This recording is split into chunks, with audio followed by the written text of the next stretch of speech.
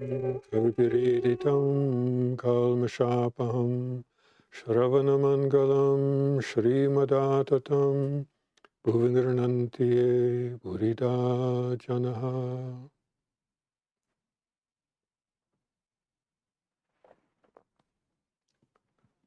Oh, good evening, friends. Today we will be continuing our series on the householder disciples of Sri Ramakrishna. And today we will be talking about a gentleman by the name of Hridayram Mukhopadhyay. For those that are familiar with the Gospel, he is often referred to as just Hriday. When we look at the life of Ramakrishna, there are really only two books that are considered authentic biographies of his life. The Gospel of Ramakrishna, recorded by M., and also Ramakrishna, the Great Master, written by one of his direct disciples, Swami Hriday. When M wrote the Gospel, he actually met M for the first time in 1882. So the Gospel only covers about a 4.5-year period from 1882 to the time that Ramakrishna passed away in 1886. But as we read the Gospel, Ramakrishna only makes mention of certain events that occurred in his life before that, when he describes his spiritual experiences and the sadhanas that he practiced and what life was like. But Swami Hriday was able to have talks with Hriday because he lived beyond Ramakrishna's time. And so he would tell stories about what his experiences were, because he was with Ramakrishna for some 25 years before M even met Ramakrishna, and also the younger disciples. So we go to Hriday to get an idea of what was Ramakrishna like by the time he was basically 20 years old to the time he passed away, and when he was 50 when he passed.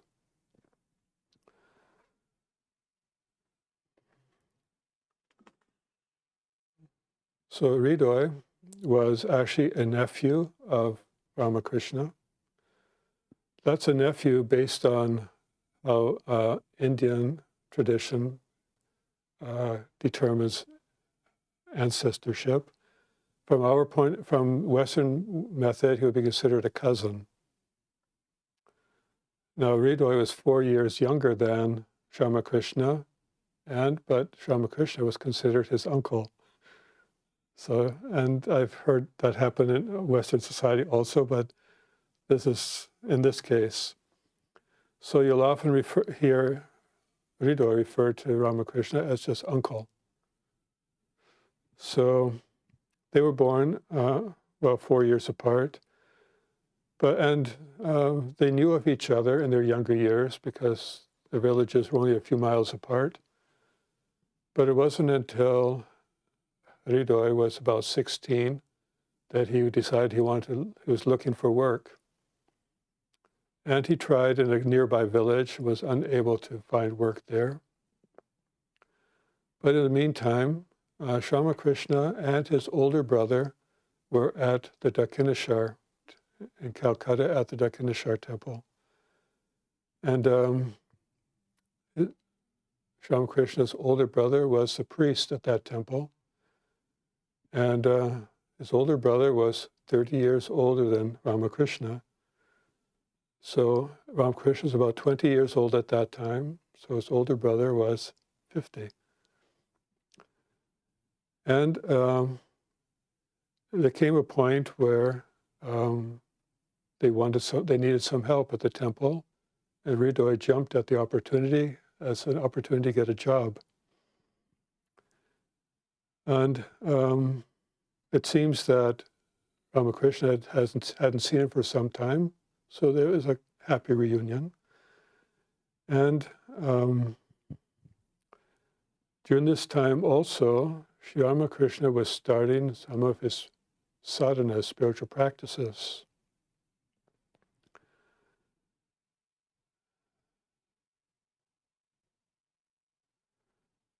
Now, the thing with Hriday was he was still a relatively worldly person. He didn't, although he was looking for work and he was happy to take on a job at a temple, he did not really have what you would consider a spiritual inclination. So, but he took it on as a job, as an act of service, really. But yet he still longed for it to be rich and he still wanted prosperity. He still had worldly enjoyments that he wanted satisfied. So he was working towards fulfilling those desires. Now, when the opportunity came to actually help to be around Sri Ramakrishna, because Sri Ramakrishna was going into states of losing body consciousness and needed help, Hriday ended up becoming his caretaker and bodyguard.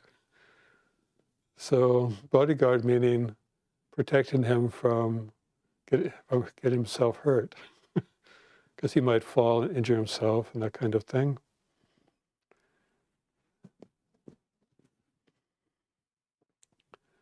And Hriday also describes some of the feelings he had at that time. He, of course, at that time had much respect for Sri Ramakrishna, but he also felt what he described as an indescribable attraction. And he always felt that he should be around him like a shadow, always protecting him. Now, as Sri Ramakrishna's brother, his name was Ram Kumar, he was getting older, and he needed a little extra help around the temple to do some of the worship. And Rani Rasmani was still alive, and Mathur. She owned the temple complex, or at least she not really owned in the sense that she built the complex and then offered it ownership to God. So, but Mathur, as we talked about Mathur last week, he was the caretaker of the property, and they were eager to engage Sri Ramakrishna in some of the temple occupations, temple jobs, but he kept declining. He would say, "I don't want to be in the service of anyone." He only wants to serve God. So when Ram Kumar made mention that he's having difficulty, or perhaps they observed that he was having difficulty doing some of the worship rituals, because sometimes you got to wave heavy objects in front of the deity, or you got to dress them, you have to take care of the ornaments, you have to, there's a whole process that goes on. And Mathur suggested, well, let's talk to your younger brother. And Ramakrishna and Hriday were walking in the temple grounds. They saw Mathur approaching. And now Sri Ramakrishna is talking to Hriday. I know what he's going to ask. And I don't want to be as an employee of the temple. And Hriday is asking him, what's the harm in that? And he felt that, and Sri Ramakrishna said, well, I have no intention of being tied down to service all my life.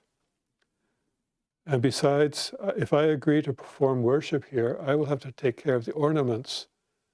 And he could not be sure of what his mental state would be if he has to start taking care of all these little details.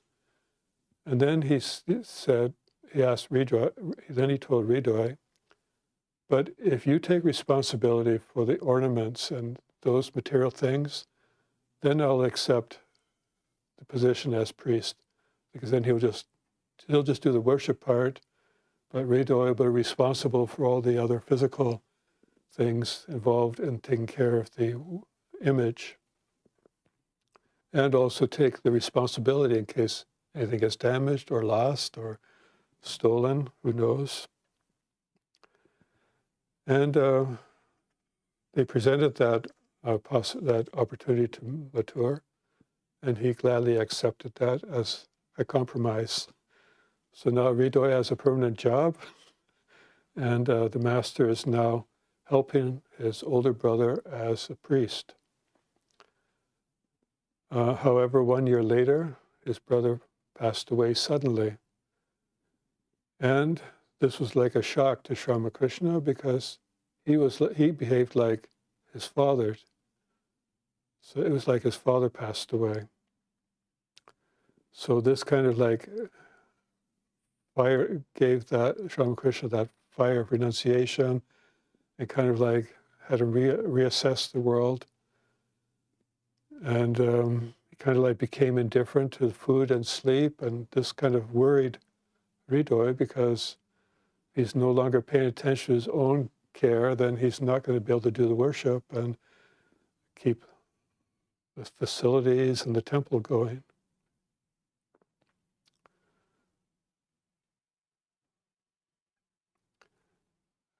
As part of this, I guess you might call it, during this period of time, Sri Ramakrishna will also disappear in the forest. And Hriday was wondering, where is he going? And there's a, Sri Ramakrishna planted like 5 trees that became known as the Panchavati.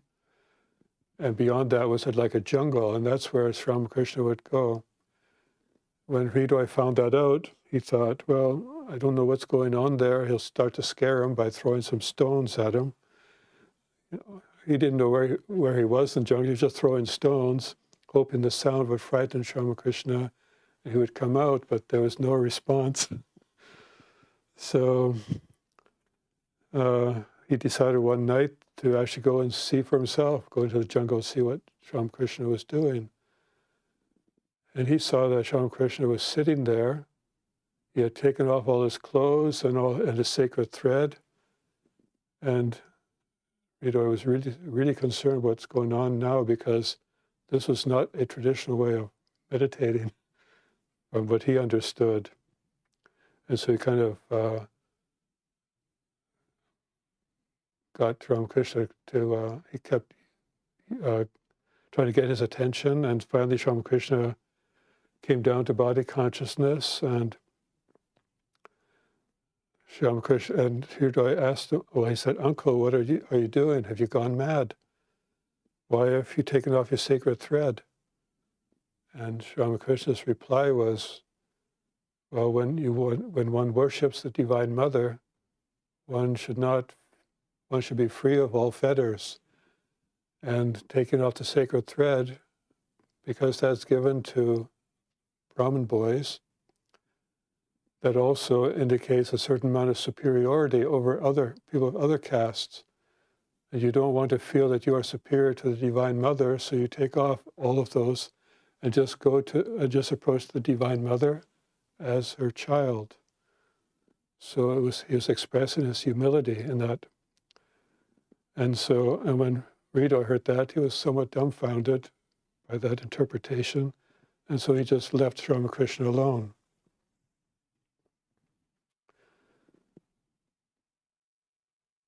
Now, as Sri Ramakrishna was getting more and more into his spiritual practices, he was living in a state of God intoxication. And Hriday would watch him doing the worship services, and he was sort of awestruck by how he was worshiping the Divine Mother Kali. And during that whole time, he was sort of like filled with reverence and awe. But then when he came out of the temple, he would have all these doubts, like, oh, is Sri Ramakrishna going crazy? But yet when he was in his presence, he was in awe of the worship, and he had great respect for what was going on. But as soon as he left his presence, all these doubts would come into his mind. And he was afraid of what the Rani Rasmani and Mathur would be thinking. And so what what would Hriday be witnessing during the worship service? Well, he noticed that his uncle was taking flowers and bell leaves in his hands and touching his own head, his own chest, his whole body and his feet, and then offering to Mother Kali. He also saw that his uncle's chest was getting flush red and his eyes were red from tears. And when he would walk, he would behave like a drunkard. And then when he would get up from the worshiper's seat, he would hug the image of the Divine Mother and be singing and laughing and joking as if the Divine Mother was an actual person. And he would try to feed the image also. And then one day, his uncle saw a cat coming by, and he decided to offer the mother's offering to the cat. And that's when Hriday said, that's sacrilegious, offering the mother's prasad to the cat. And then this was coming to the notice of some of the temple officials also. And so they contacted Mathur and told him what was going on. And Hriday was getting scared because he felt he was going to be out of a job. And so Mathur arrived unannounced one day and observed what Sri Ramakrishna was doing, but he came to a different conclusion.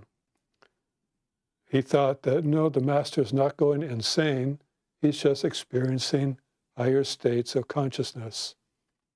So he just let Sri Ramakrishna proceed and do what he was doing. And of course, Hriday was happy because now he still has a job. And so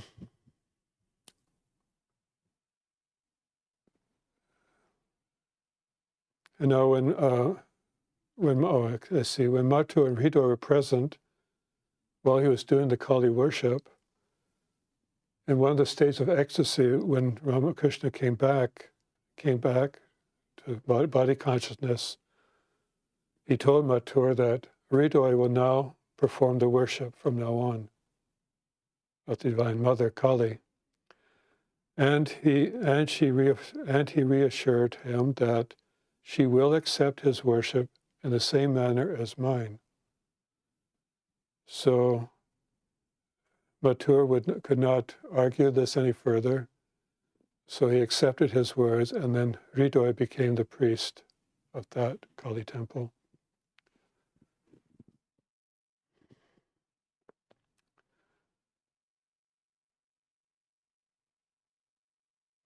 So at this point also, this was also the point when he was experiencing his most intense spiritual experiences and was not really able to do the worships anymore because he was seeing God everywhere. And Mathur and Hriday were also worried, thought he had some mental illness or some medical conditions. So they hired doctors and all of this. And this was also the period when the Bhairavi and other spiritual teachers, Totapuri, came to meet Ramakrishna and also help him along his spiritual path. And during that whole time, Hriday was his caregiver and caretaker, also his cook, and basically took care of all his worldly needs.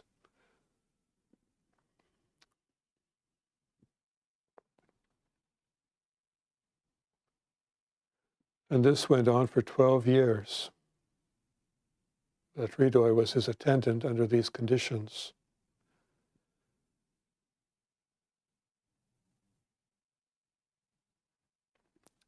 But Hriday was also a very practical person, but he was also concerned about the prosperity of his own family.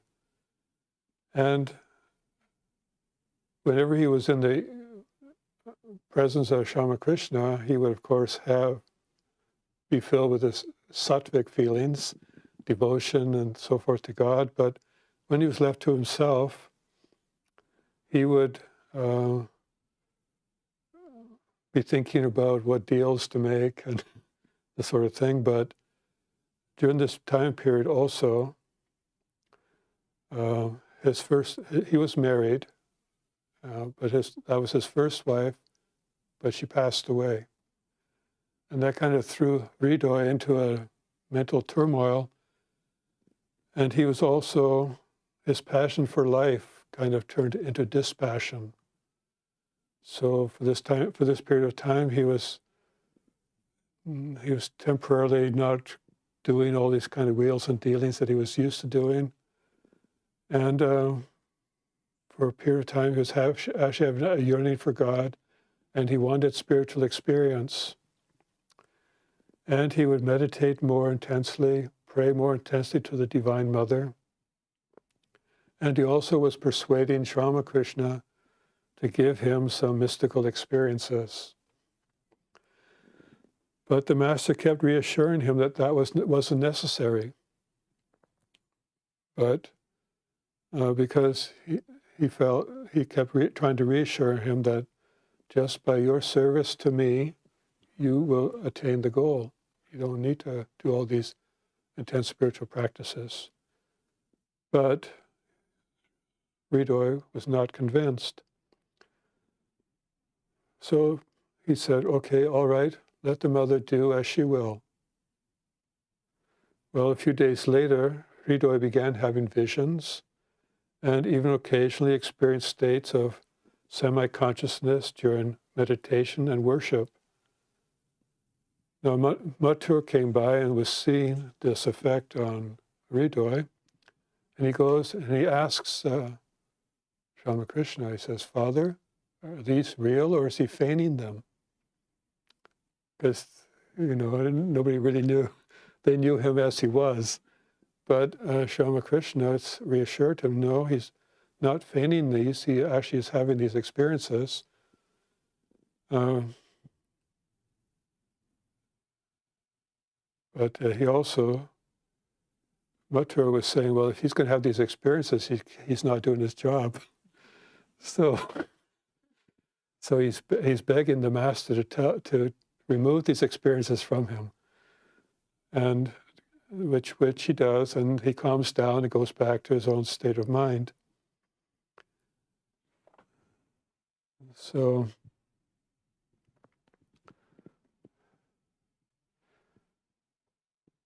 one night, Hriday decided to follow Ramakrishna to the Panjavati. Usually when he's going to that area, it's usually to relieve himself, or, that's how it was done back then. So he thought he would follow him there for whatever reason. But he noticed that Sri Ramakrishna's body was kind of bathed in light. And he was not actually standing on the ground that he was walking on. But as he followed that light, he noticed that he himself was also lighted up. And he felt that he was really a part of Ramakrishna. Separate, but just as a servant of Ramakrishna. And he was feeling so elevated and so enthused that he started calling out and saying things that, oh, Ramakrishna, he said, we are not men. Why are we here? Let us go from place to place and save human beings from bondage. You and I are the same. And he was talking like this, and Sri Ramakrishna was trying to tell him, was begging him, calm down, you can't be talking like this, you'll be drawing attention to us. But Hriday would not stop, he kept on shouting. And so Sri Ramakrishna touched his chest and he said to the Divine Mother, Mother, make this rascal dumb and stupid again. And immediately Hriday lost that vision and all the joy that it brought, and brought him back down. And then he says to Sri Ramakrishna, what have you done to me? You've taken away all this blissful vision away. No, I'll never have it again. Well, Ramakrishna reassured him and said, I didn't say you would never have it again. I only wanted you to calm down, but you were making such a fuss over this little vision of yours.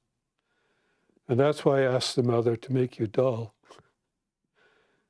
If you only knew how many visions I have every day, and you raise such a racket, you're not ready for visions yet. This is not the time will come. This is not the time for them.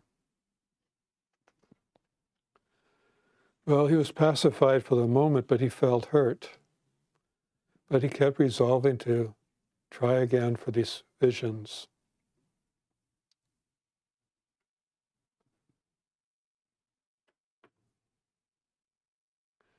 In his struggles to try to get these visions and being so unsuccessful, Ramakrishna was wondering, because he's doing kind of strange things. He would ask him, why are you doing all these strange things?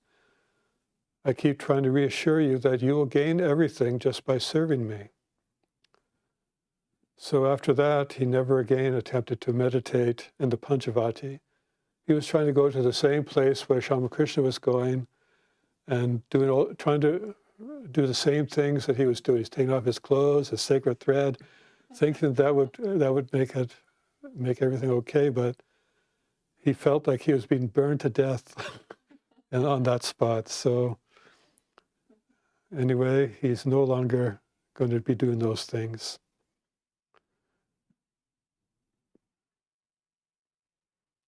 But in spite of these reassurances, he still longed to have more spiritual adventures. Now one day, Ramakrishna noticed that there was a monk who was behaving kind of drunk. And he was almost naked, and he was telling this story, or he was telling this, Hriday was in the room, and he was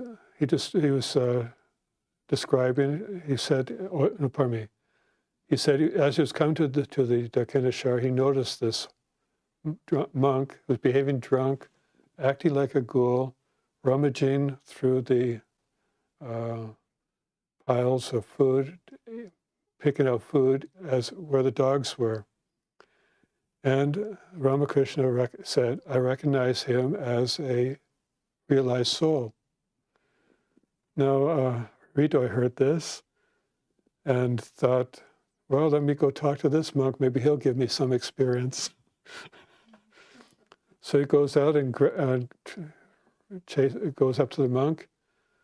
The monk sees him coming and decides to go away. But Hriday runs after him and says, Holy Sir, please teach me how I can realize God. And at first the monk didn't answer, but at last Hriday kept persisting and said, and then the monk said, if you want to realize when the water that's in the drain of the road is as pure to you as the water in the Ganga, then you will realize God. Then Hriday says, Sir, please make me your disciple and take me with you. The monk did not reply and just went on. But Hriday kept trying to follow him. The monk would pick up a brick and threaten to throw it at him if he wouldn't leave him alone.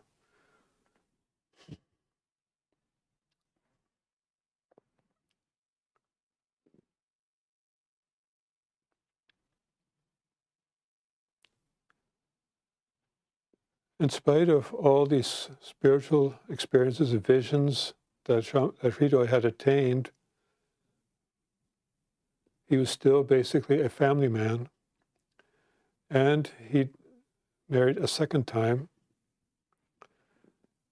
And once married a second time, that he kind of settled down and continued to do the worship, act as priest at the temple.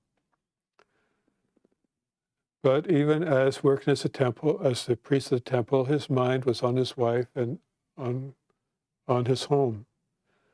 His home was a farm, and just outside of Kamarpukur. And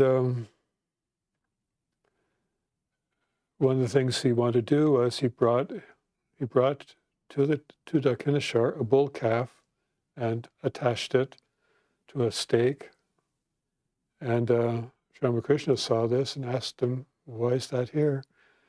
He says, well, I'm going to let this calf graze here. Then I'm going to take it to my village, hook it up to the plow. It'll plow the land, and then it will be butchered and all this, and he's going through this. And this whole discussion with Ramakrishna fell into like a swoon. He said, oh my, this is Maya. And he said, then Sri Ramakrishna's thinking, well, he says, lust and gold are Maya. This is one of the things that he teaches throughout the gospel, where he says, desire for worldly enjoyment and greed, that is Maya. And these are two great obstacles to God realization. Yet Hriday is now being engulfed in that. And one of the sadhanas that Sri Ramakrishna was performing was where he would take money and take clay. Hriday is watching, and he would say, he would discriminate between these two, and he would say that clay is clay, money is clay. And he would throw both in the Ganges. Now Hriday is seeing that money being thrown into the river like that, and also not just money, other valuables.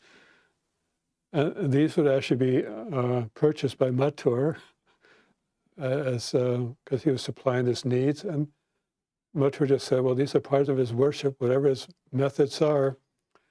So Hriday was kind of envious. He's saying he had a tremendous desire for the money. And over time, he was also flatter some of Ramakrishna's rich disciples or devotees. And he would tend to exploit them at his uncle's expense. And once Hriday wanted to give the master an estate and consulted Hriday about it. And when Ramakrishna overheard that discussion, he said to Mathur, please don't harbor any such thought. It will only injure me. It will injure me greatly. So even Sri Ramakrishna could not be tempted by the prospect of having basically his future finances secured. He did not want any of that. He wanted to rely totally on the Divine Mother. One could argue that, well, this act could have been an act of the Divine Mother. But then one could also argue that, well, Sri Ramakrishna was in closer contact with the desires of the Divine Mother, that he would know better what her wishes were. So I would not use that as the argument as to why he should have accepted that gift.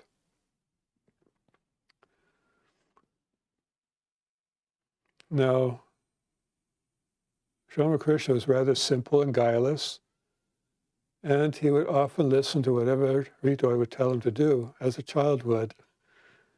And Hriday knew this, and he was going to exploit it. And he wanted Sri Ramakrishna to pray to the Divine Mother for occult powers, because he felt that if Sri Ramakrishna had occult powers, more people would come to the temple, and he would be able to get more money from them. So Sri Ramakrishna did something like that, but then he had a vision of the Divine Mother showed him what occult powers are like, that they are just filth, and they do not help anyone on the spiritual path toward God. And Sri Ramakrishna was kind of upset by the vision he had. And so he scolded Hriday, why did you make me pray to the Divine Mother for occult powers? I said, I could never accept occult powers.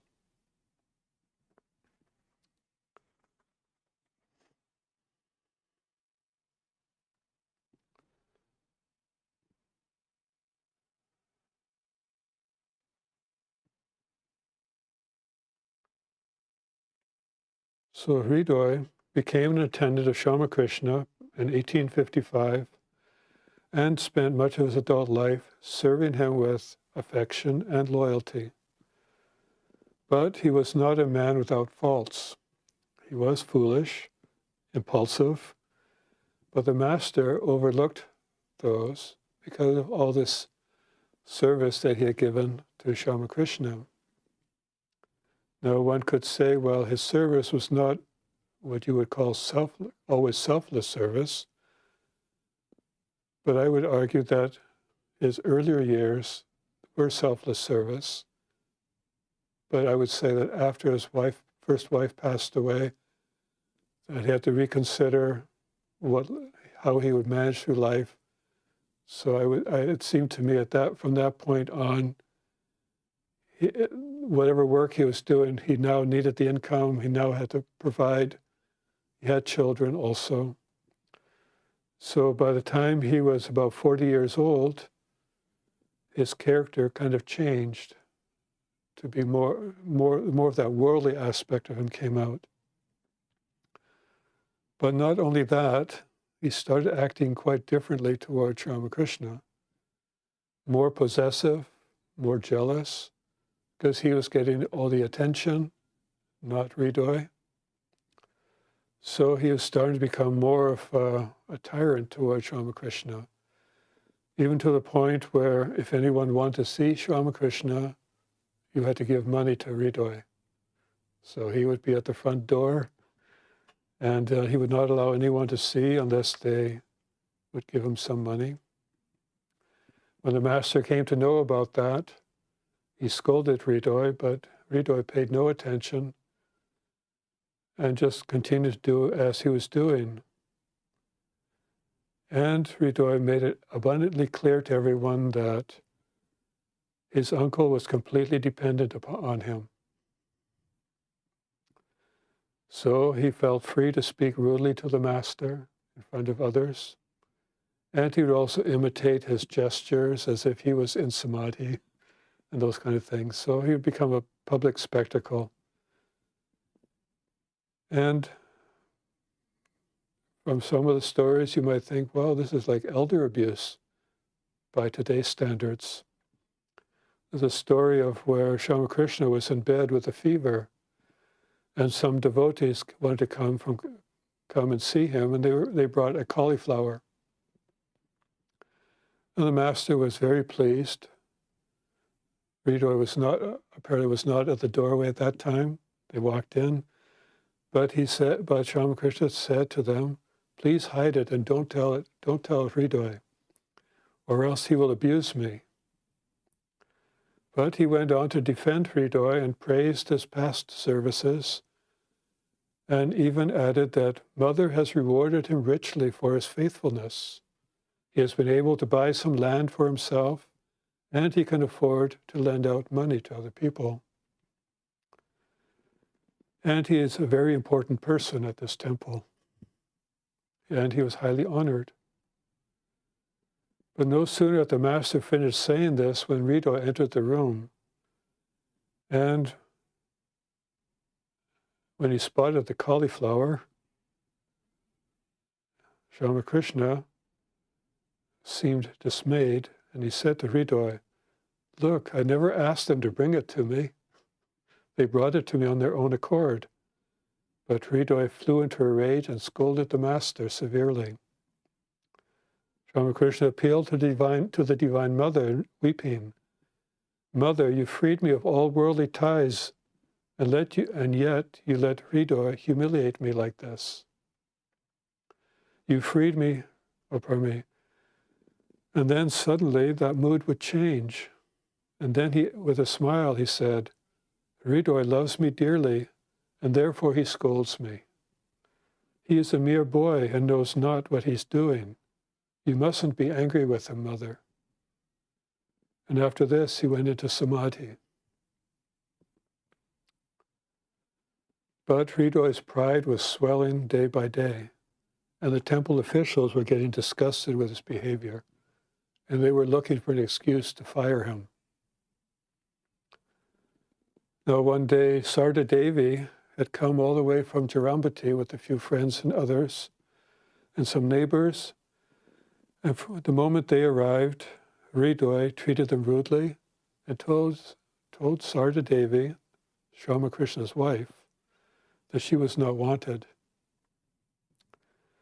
And with tearful eyes, she went back to Jairambati with the other visitors. Now, when Sri Ramakrishna found out about this, he said to him, "Look here, you may insult me, but don't hurt her feelings. If he who dwells in this," referring to his body, "hisses, you may somehow get by. But if he who dwells in her, Sarda Devi, hisses, no one, not even Brahma, Vishnu, or Shiva, will be able to protect you."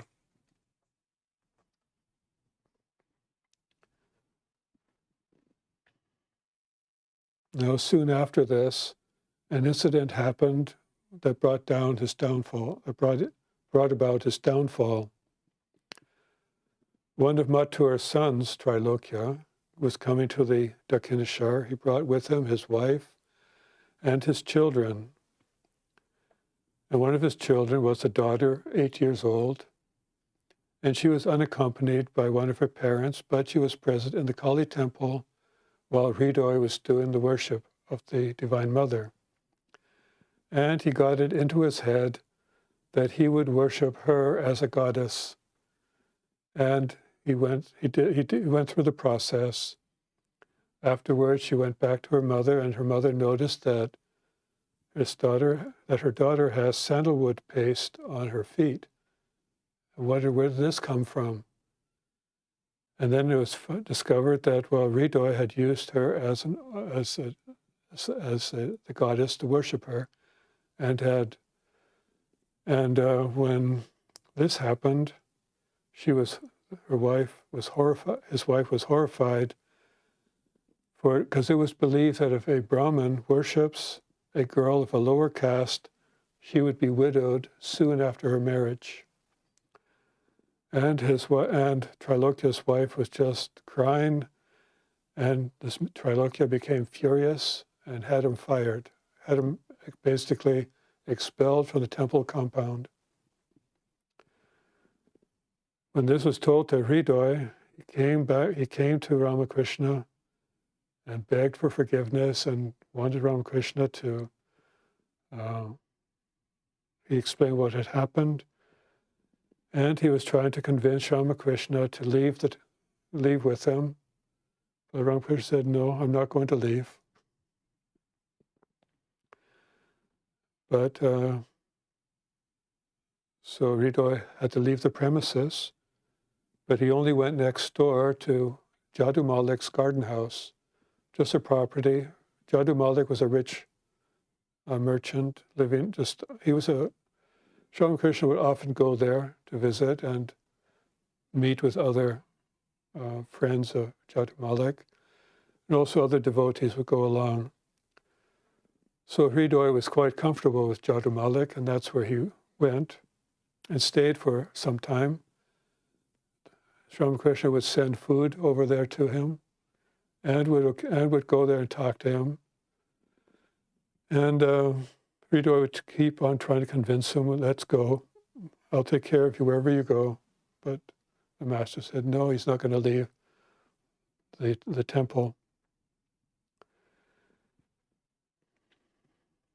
And Sri Ramakrishna then would say to the devotees, "The Divine Mother removed him from Dakshineshwar. He pestered visitors for money. If he had stayed with me, all these people could not have come." Now, who were all these people? The young disciples that we know now as Swami Vivekananda. We know all the young ones,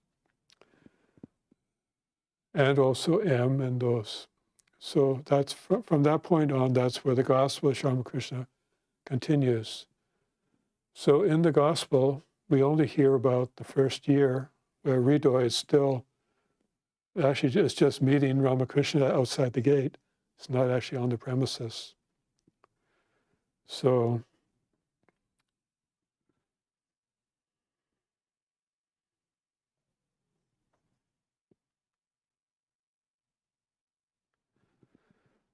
Now, 2 years before the passing of Ramakrishna passed away in 1886. So in 1884, Hriday shows up at the gate, and the gentleman goes and informs Ramakrishna that there's someone at the gate wanting to talk to you. And he mentioned that Hriday is waiting. So the master tells the devotees, well, I shall have to go see Hriday. He begs them not to leave the room. So Ramakrishna goes and visits him. M follows him at that point, and then records what the interaction was like. And said, at the sight of the master, Hriday, who had been standing there with folded hands, prostrated himself before him. When the master told him to get up, he rose and began to cry like a child. And at that time, tears also swelled up in the master's eyes.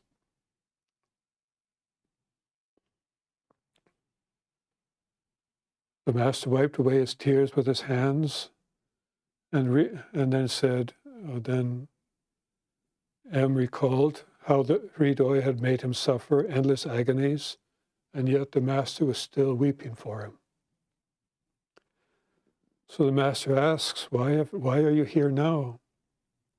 And Hriday, while still weeping, I have come to see you. To whom shall I tell my sorrows? Well, Ramakrishna then smiled and said to him by way of consolation, one cannot avoid such sorrows in the world. Pleasure and pain are inevitable in worldly life. And then pointing to M, that is why they come here now and then.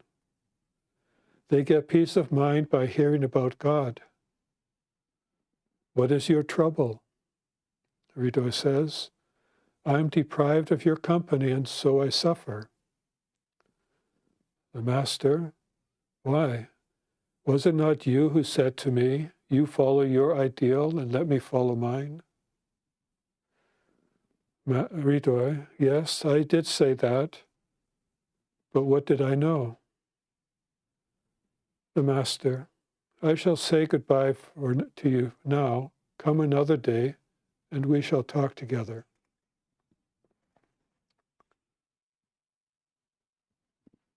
The master is returning to his room, and he says to M, or while returning to his room, he says, he tormented so much, he tormented me as much as he served me.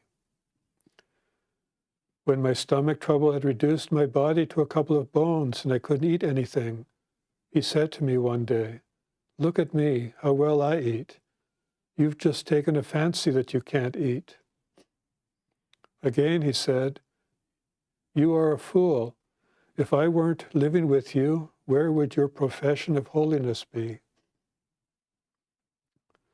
Well, M became speechless at these words. As far as we know, this was actually the last time that Hriday met Ramakrishna.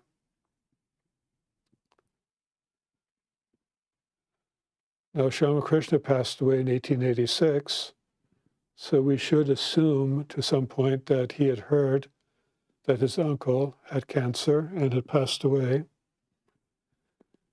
And after Ramakrishna's passing away, Hriday came to Calcutta to look for work. He tried to work as a priest. Actually, Ramchandra Datta was also a devotee of the master, and he had put in a shrine some of the ashes and relics of Ramakrishna. And when Hriday was looking for work, he offered the job of priest to do a worship in this shrine for free room and board and a monthly salary. But then Hriday started disrupting things as he did before, and this totally upset Ramchandra, so he fired Hriday again. And then Hriday took on the job as a hawker of clothing. He would go door to door and try to sell clothes. And and he would show up on occasion at the Alampazar monastery, where the young monastic disciples had gathered and were trying to, it was just the beginning stages of starting the monastic order. And he would join them for lunch, and he would relate stories about what life was like before the young disciples knew Sri Ramakrishna. So from that point, they valued his visits. He would describe the different sadhanas that he practiced and would give them a view of what Sri Ramakrishna's life was like as a spiritual aspirant.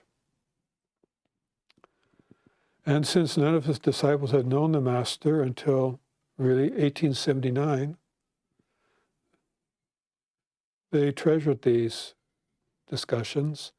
And also Swami Sardhananda would write down these stories, and eventually it became that book, the Great Master.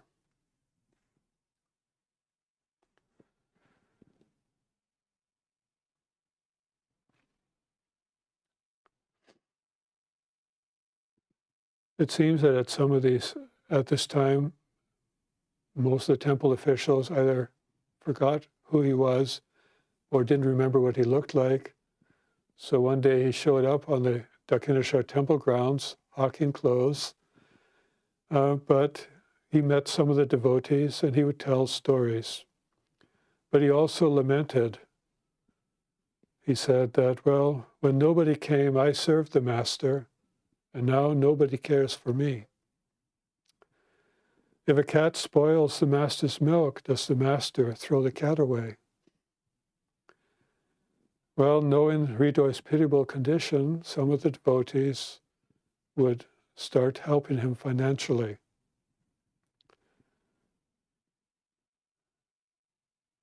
And one day he showed up at the Alampazar monastery, and Swami Niranjanananda kind of greeted him and he said, "Hello, Mukherjee."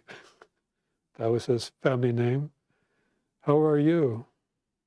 And Hriday answered, "Brother, I am living dead. Those days are gone. Uncle has passed away, and my heart has also gone with him. I am moving in this world like a lifeless body."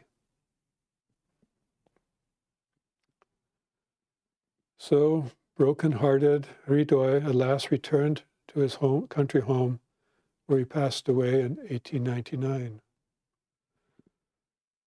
So one may wonder, we learn many things by observation, by imitation. We see the good and the bad and the effect that it has on others. From inspiring lives, we get strength, we get perseverance, we find peace. From the lives of those that go astray, we learn some hard lessons. Hriday was overpowered by desire for worldly enjoyment, and he was overpowered by his ego.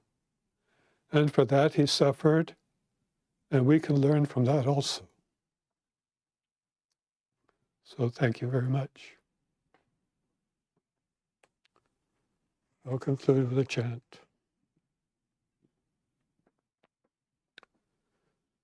Om Niranjanam Nityam Anantarupam Bhaktanukampa Titavigraham Vaye Ishavataram Paramesamidhyam Tvam Ramakrishnam Shirasa Namamaha. Om, peace, peace, peace to all beings.